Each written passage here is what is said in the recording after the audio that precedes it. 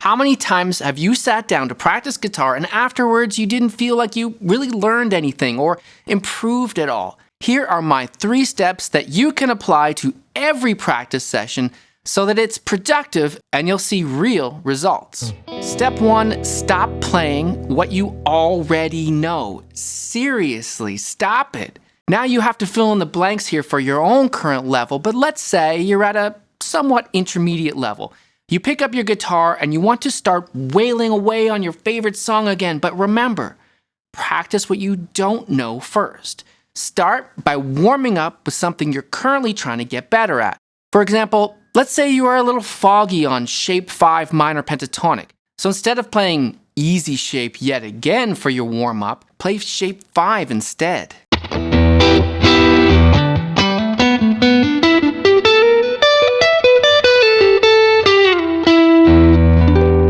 So you just pick a key, play the chord, and then the scale. Playing the chord first really helps with ear training. We can learn to associate the harmonic sound of the scale with the chord it belongs to. Then play the scale up and down with alternate picking, mind you, right? Make it as clean as possible and do it whatever speed you need to achieve that.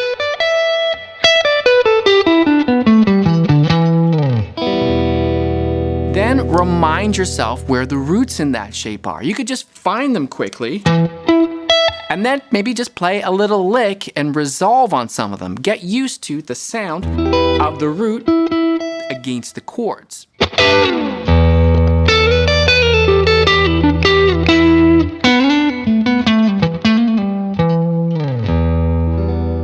Now we're starting to get to know the shape a bit better. Let's find where the blue notes are. Anytime you want to play something bluesy or blues rock or country, you're gonna need to know where those are.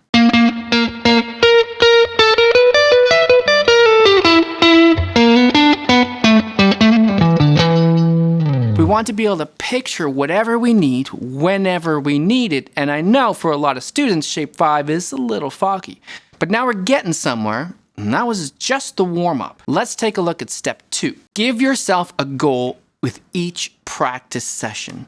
Get yourself a notebook or just a scrap of paper that you throw into your guitar case and put today's date at the top, then write down a small, achievable goal for this week. Again, you have to choose something that's right for your level, but let's say you wrote down Master Shape 5 Minor Pentatonic. That means we need to know not just the shape, the roots, and the blue notes, as we already did, but also things like playing patterns on shape 5. As an example, here's groups of 5, then 3, ascending. And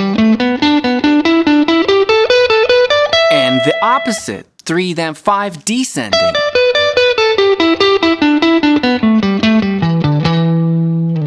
Those patterns really help your physical ability to play the pentatonic shape. And indeed, shape 5 is a bit of a tricky one. And so if your goal this week that you wrote down was to master shape 5, you would also need to know where the best bends are in that shape. You can just memorize where each one is. Shape 5 is a funny one for bends, actually. They're not so obvious. Usually our favorite bends are under our 3rd finger, almost always. But in this case, you get some very interesting results. Very different than easy shape.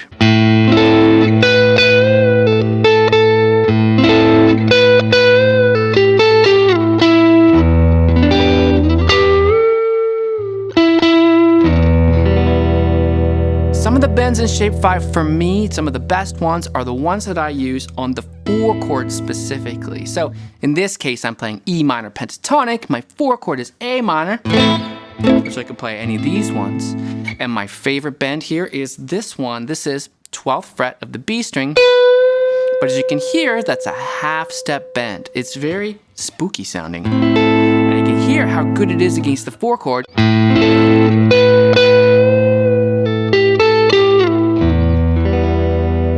It's very moody, and you do have to be careful with that half-step bend, because a lot of times as guitar players, we just want to bend the heck out of everything, but it's about bending it to a certain pitch, especially on this one. My other favorite bend in shape 5 is that minor 3rd, and it can be bent just a tiny bit, sometimes just a 1/4 step, sometimes a half step.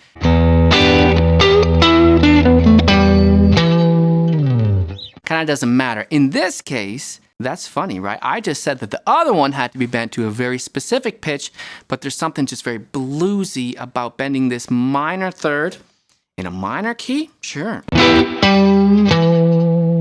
Or even if we were in a blues context and the chord was not E minor, but let's say the chord was E7, this is going to sound really different all of a sudden. But that's also going to work. So again, I'm following my goal. I'm sticking with the plan and I'm trying to master shape 5 pentatonic. So next, I'm going to memorize some common licks in shape 5. I mean, we could just look them up. We got lots of them on our Patreon group, or I'll give you a couple here. I really like this blue note here on the B string. I play this all the time because it's easy. So there's so many licks that we can make out of that. One of the things I love to do is I love to start on that blue note. There's something very dissonant about that, to hit the blue note first. It's not what most people do. That's maybe also why I kind of like it. But we're pushing down on that blue note and then we're resolving it pretty much right away. Something like that. I got many variations of those. That one's cool too. So I'm starting on the blue note, going right back to it again, very distant. That's my root, and that was that little minor third bend again, right? So something like. The point is that if you're going to master shape 5, you got to memorize where all these things are, but then you got to be able to have some licks in your pocket ready to go, so that some of the time you're playing, it's pure improvisation, maybe it's patterns, maybe it's target notes, maybe it's bends, and some of the time you're just pulling out this cool lick that you've memorized. Sometimes it's just a very simple concept, like the fact that the root is here in the first finger is really cool. I love to sometimes just slide there. It just sounds different. It's that tiny thing. So is that even a lick? Not really, but it's a little concept that you can memorize and can use so that when you're doing some pure improvisation for a moment, you just remember, oh yeah, the root's there. I don't always have to go there with my first finger. Sometimes I can just slide there. You want to take it one step further? Basically what I'm doing right now is what I call the 6 steps to pentatonic mastery, and you can apply all these things to every pentatonic shape. We've got all of those on our Patreon, by the way. You can get 7 days for free. The link is below. So let's take it one more step. You could memorize some chord tones to target other than the root, like the 5th or the minor 3rd. And why is that? Because it sounds so cool. We want to sometimes be able to hear the sound that we want in our mind before we go to it. But if we can hear that, if we can hear the sound of the 5th, we got to know where it is as well. It's not that hard. It's just a bit of memorization, and we can do it for every pentatonic shape. Or sometimes we can just see them in the chord shapes. We do that a lot here on the channel. But in this case, we don't have a very handy chord shape. So we're just going to memorize where it is.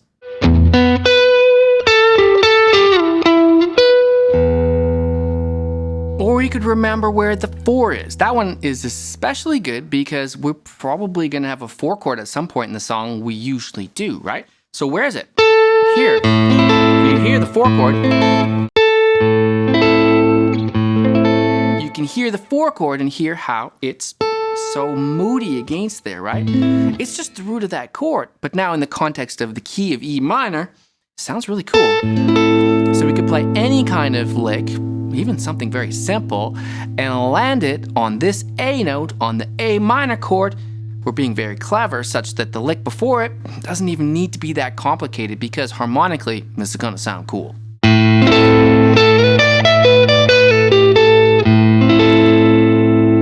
Or finally, how about an arpeggio in this shape? I will say, this shape is kind of tricky for arpeggios because we don't have an obvious 1 chord shape here. But how about these 2 E minor 7 arpeggios?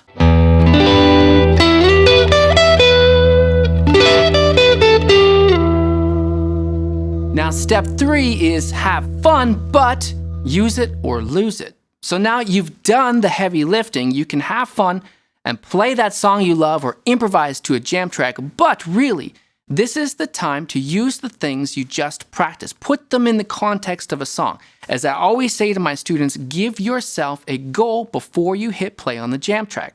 For example, you could say to yourself, on this jam track, I'm going to use shape 5 minor pentatonic licks I learned today on YouTube as often as I can.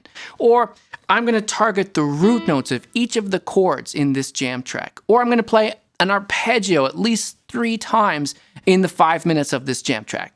It's like a game, but it focuses your attention on what you need to work on rather than what you are already good at. And it's one thing to just practice the concepts, but we have to put the ideas into a musical context, into the groove of a song. Make them sound like music, not just exercises. And if you want to get good at that, those 6 steps to pentatonic mastery are right here.